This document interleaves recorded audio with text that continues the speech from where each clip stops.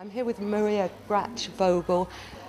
Maria, I'm really interested in the fact that you use avatars for designing your clothes. Yes. Can you tell me a little bit about that?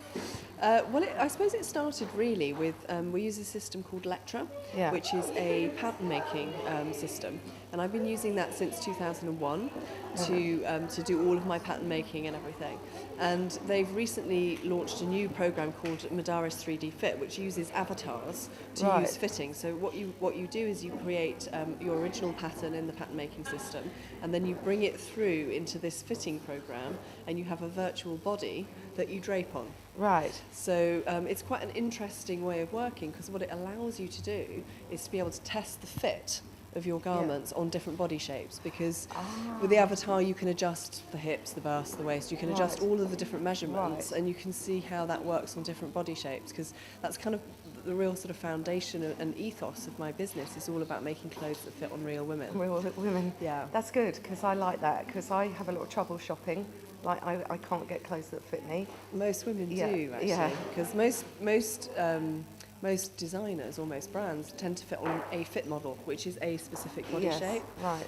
One of the things I've always believed in is that women come in all shapes and sizes, so I fit on as many different types of bodies as I can possibly lay my hands on. Right. And of course, using something like a virtual body means I can expand that to, instead of the sort of 4 or 5 people that I might have working with me that I can try, I can fit that on many more shapes by just changing the virtual fit. That is so interesting. Now, I was going to ask you, what is the advantage of using an avatar to design?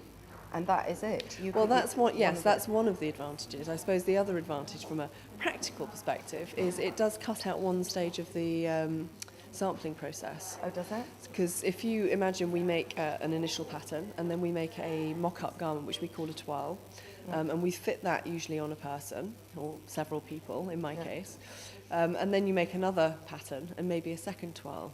By using the virtual fitting, it cuts out that first middle twirl. Yeah, don't need the middle one anymore. Don't need the middle one anymore. Yeah.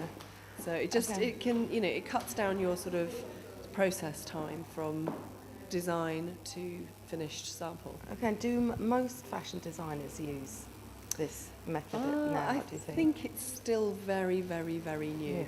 Yeah. I think Lectra have only just introduced that this year, actually. This year. This so you've been doing program. You've been doing that for this year. For this season was for the this first season. season. It was the first season you did.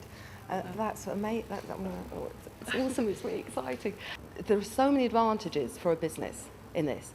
This is just right at the beginning, It's because at the early stages. yeah, the 3D element. For example, with clothes, if you had a store in virtual London, and you could have it the same address, you could go in with your avatar, and they could see the dresses in 3D, so that you could see the movement.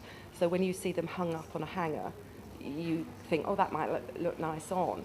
But if you don't want to go to the store, you're busy, you could actually see the clothes with the movement, because you'll get the avatars. They can dance, they can move, they can twirl, they can do whatever you want them to do. And you can pick out whatever you want, can you? And try it on, or? Yeah, well, yeah, you could. Your avatar could. Yeah. Fantastic. And you could have a Maria Grachvogel avatar who could walk around the store and be the doyenne. Yeah, you could of the twirl around the store, or you could help people. One of the most important things about fashion, and probably the biggest lesson, is it should always be about style.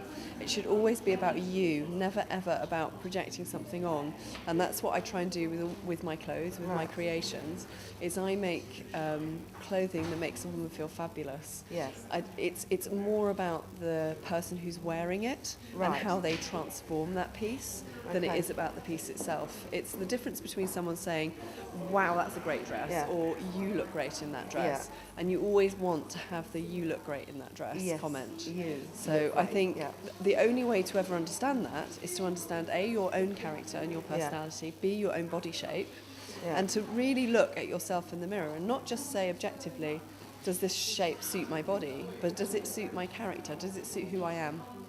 But as a person. I could do a real fashion faux pas and wear something awful, that didn't But look you right. mustn't worry about that. If it's something that you love, you look good in, and you feel confident in, you will carry it. Okay. The only way you won't carry it is if you don't have that inner confidence. Yes.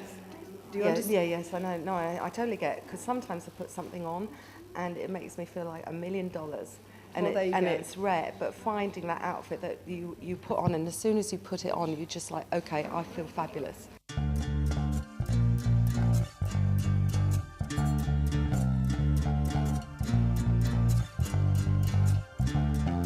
The moon is in the gutter. The moon is in the gutter. The moon shines in